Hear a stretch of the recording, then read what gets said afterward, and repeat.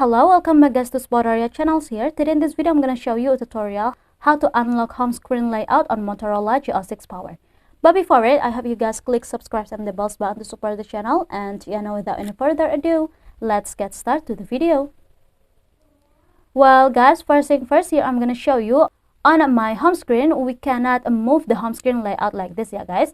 So if you want to unlock the lock home screen, here you just have to go to the settings first. Here I'm gonna go to this setting application, and after in the settings, scroll it down until we'll find home and lock screen option. Tap on it.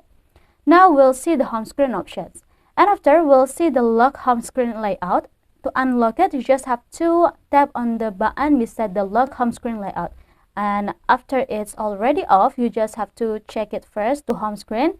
Here we already moved the layout like this, yeah guys, for the home screen.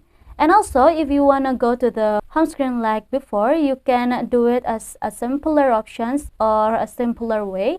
You just have to tap and press for a second in this home screen at the blank part like this, and we'll see the home screen options. To lock or unlock the home screen layout, you just have to tap on this button beside the lock home screen layout without go to the settings first.